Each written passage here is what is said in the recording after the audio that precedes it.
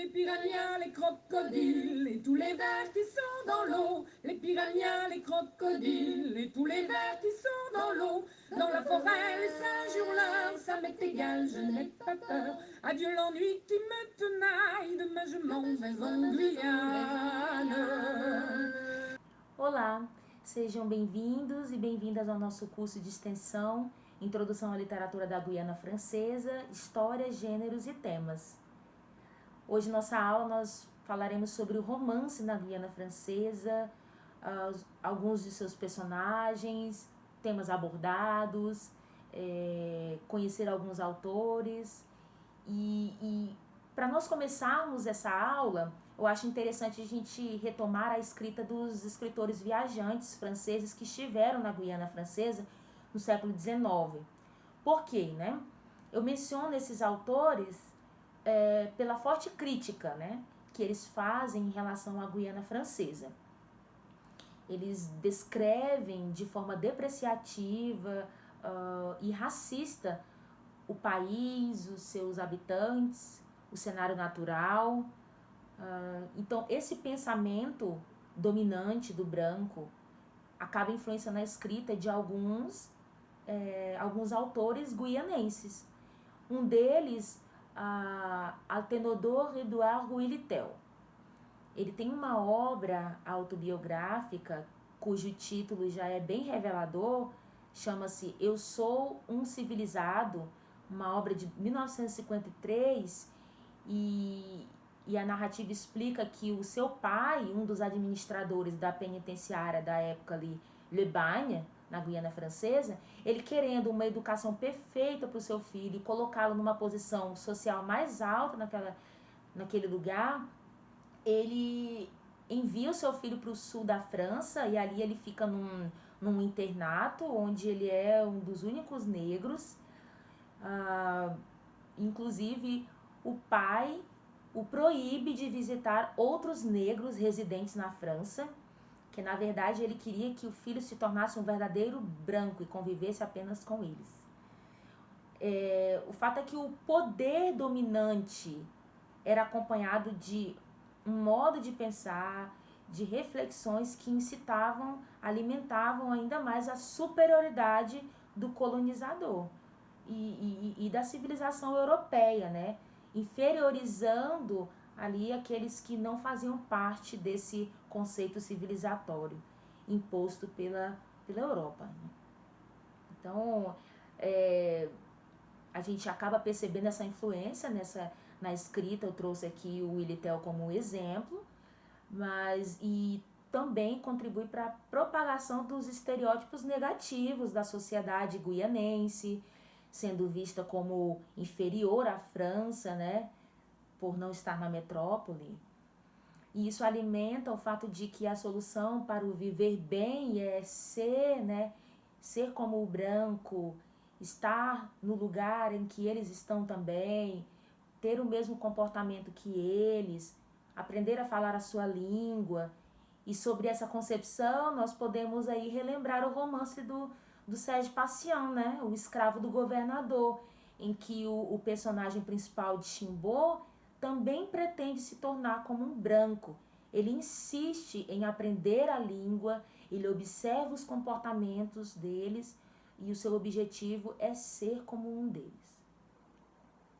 Bem, mas quais os temas recorrentes e as figuras típicas, né, nos romances da Guiana Francesa?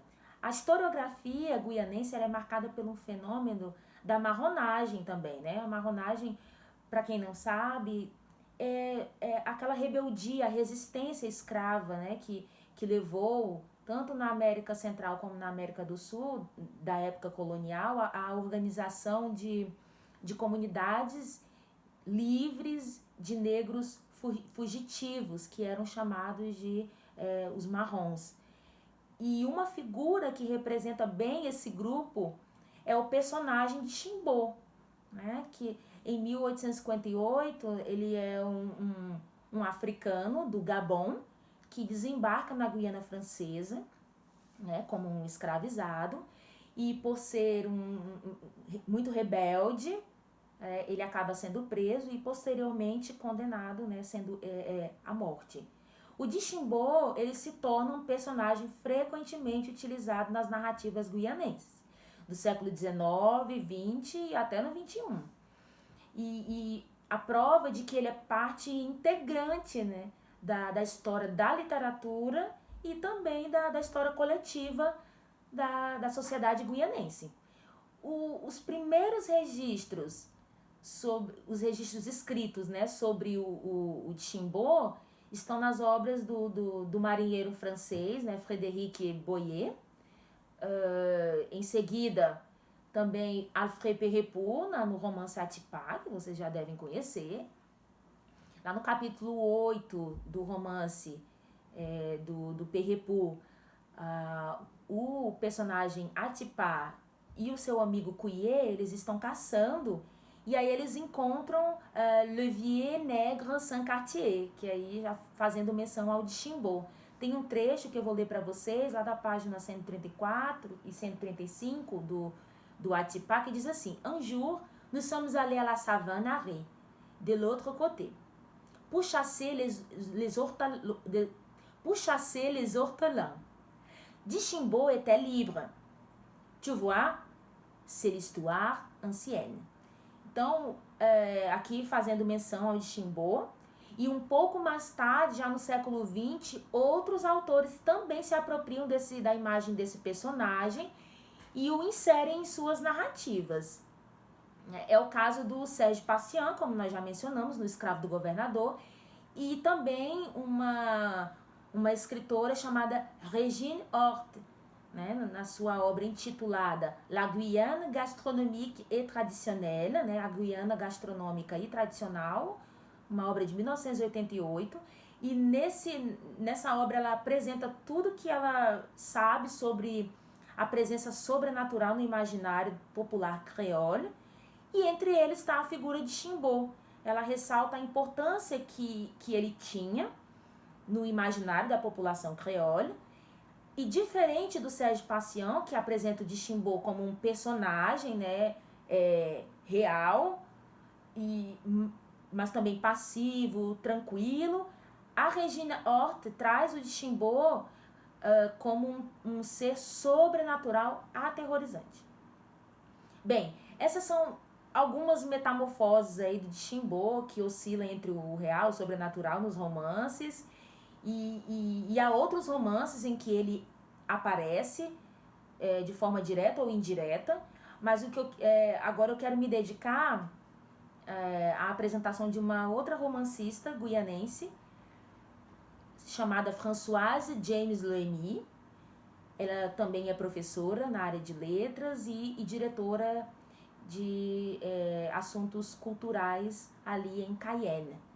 Ela tem 4 romances, são eles Voile de misère sur les filles des Cham, Entre l'arbre et l'écorce, La complainte de la négresse Ambroisine Dishimbo, e aqui estamos mais uma vez o Dishimbo, né, já no século XXI, e o seu último romance, datado aí de 2016, Pénurie de Graines.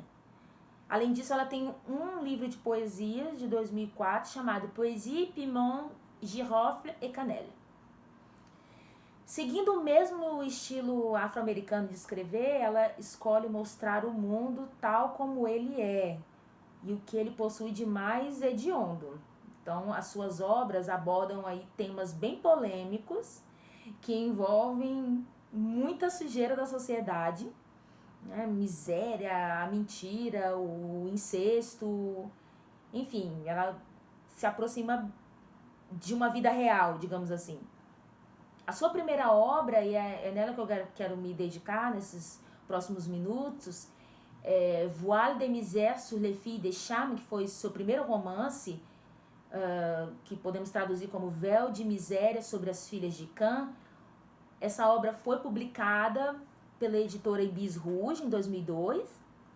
Ela conta a história de várias mulheres negras e aí a referência bíblica aparece desde o título da obra, né, em que se encontra a maldição de Cã, que na narrativa bíblica Cã foi punido pelo seu pai Noé por tê-lo visto nu, e aí sobre ele veio essa maldição, né? Então, na visão de alguns, essa maldição se explica, nessa maldição se explica o porquê dos povos negros terem sido condenados à escravidão para sempre. O fato é que a maldição de Cã passou para as suas próximas gerações, né, para o seu filho Canaã e assim sucessivamente. O título da Françoise Loémy nos faz mergulhar num universo sombrio, sabe? Onde a infelicidade sucede à tristeza e aí a maldição também se apresenta como hereditária, assim como a história de Cã, por isso o título fazendo a menção. E a gente se assusta com a crueldade, a miséria em alguns personagens. No romance, né, Véu de Miséria sobre as Filhas de Cã, a personagem, uma das personagens principais, Miss Fesbalan, ela tem vários amantes e filhos bastardos. Além disso, ela maltrata a sua filha, a segunda personagem principal, Mary Charlene. Quando a Mary Charlene completa 15 anos, ela a vende como escrava sexual. E então ela foi vítima de um estupro. Isso marcou a infância da menina para sempre. Chega um momento que a Mary Charlene corta os vínculos com a mãe dela, ela sai de casa e acaba se casando com um homem bem gentil que a trata muito bem, chamado Subilon. Com ele ela tem 2 filhos, um menino e uma menina. Só que rapidamente ela se apaixona por um outro homem, um garimpeiro e músico chamado Charles Fouque, com quem ela tem uma outra filha. Bem, então ela abandona o seu primeiro marido, deixando com ele o seu filho, e parte para viver a sua paixão com o Charles Fouque, levando consigo a sua filha. Logo em seguida, ela se separa novamente do seu segundo marido, pega as 2 filhas e parte para Cayenne. Lá ela trabalha como doméstica na casa de funcionários do governo e aos finais de semana ela se dedica ao canto numa danceteria da cidade chamada Canaries, onde ela tem muito sucesso, e é nesse local que ela conhece o seu terceiro marido, chamado Bellecoq, e com ele ela tem 3 filhos. Entre eles, a terceira menina, personagem do romance, chamada Céphilienne. Mary Charlene maltrata essa menina, porque ela diz que ela é negra demais. Essa é uma razão por ela maltratar a criança. Enfim, Bellecoq não continua com a Mary Charlene, e ela segue o seu caminho sozinha, até que ela fica sem o trabalho, porque os patrões brancos vão embora. Então ela volta para a casa da mãe, Miss Fesbalan, que não a recebe muito bem, né? Pelo contrário, ela fica feliz ao constatar a miséria, as dificuldades da filha. Ela continua sendo má com Mary Charlene e com os demais filhos. Então, para não me alongar muito sobre o romance, ele termina com maldições sem fim sobre 3 gerações de mulheres da raça, né, entre aspas, da raça de Cã. Ainda sobre o romance, paralelamente ao corpo da obra, tem uma voz que se levanta como a de um narrador que analisa os fatos e os gestos dos personagens. E aí eu tenho um trecho para apresentar para vocês aí na página 106, que é assim: porque o negro acredita que somente as dores e o sofrimento permitem a libertação. Então, essa voz, ela parece a de um contador e oferecendo ao narrador uma perspectiva genérica dos imprevistos do romance. Nessa obra, o estilo adotado pela autora é bem vivo, bem intenso. os personagens estão sempre envolvidos em um turbilhão de dor e miséria. As descrições são, como eu disse no início, são meio que assustadoras. E também nós percebemos marcas interseccionais entre as sociedades caribenhas e guianenses. Por exemplo, o próprio nome da Mary Charley, né, um dos personagens, né, fazendo menção aí à língua inglesa, né, uma das línguas do Caribe.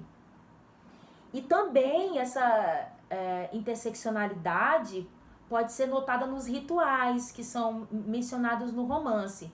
Rituais que são realizados tanto no continente como nas ilhas. Por exemplo, o cordão, né, o caso do cordão umbilical de um recém-nascido que é enterrado embaixo de uma árvore. Tem um trecho da obra que eu vou ler para vocês, olha só, na página 106. O umbigo de Mary Charley foi enterrado embaixo de uma calabacier, atrás da casa de Mane Adrienne. Então, a calabacier é uma árvore popular aqui no Brasil, nós chamamos de árvore de cuia ou cabaceira, depende da região. A presença de vocabulários no creole, né, como calabacier, e também tem outros vocabulários como chal de viré, poulbois, né, coloca o romance em um universo conhecido na Guiana. Por exemplo, o chal de viré, que é um lampião que serve para guiar, né, os nossos passos à noite, né?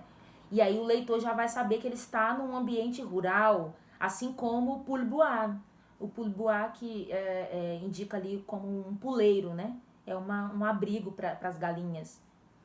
Um outro ponto interessante a destacar sobre esse romance, já para finalizarmos aqui nossa aula, é a presença do sobrenatural, né? Nós já mencionamos ali o de Chimbo, que oscila entre real e sobrenatural, mas também outros fatos que nós já conhecemos, né, nas aulas anteriores, a presença sobrenatural que é parte integrante no psicológico dos personagens e em muitas obras guianenses, sobretudo nos romances. Por exemplo, barulhos noturnos na floresta, seres que pulam de árvore em árvore, pessoas, né, personagens que se transformam em animais à noite, enfim. O hiperrealismo, né, falando sobre essa obra da Françoise Loémy, o hiperrealismo e a crueldade são parte integrante do romance, né, e o fervor nos relatos, né, é possível perceber isso na obra. Isso pode causar um mal-estar individual, mas também coletivo, de grupos guianenses ou caribenhos, né? Bem, esse é o panorama que eu gostaria de compartilhar com vocês sobre o romance da Guiana Francesa.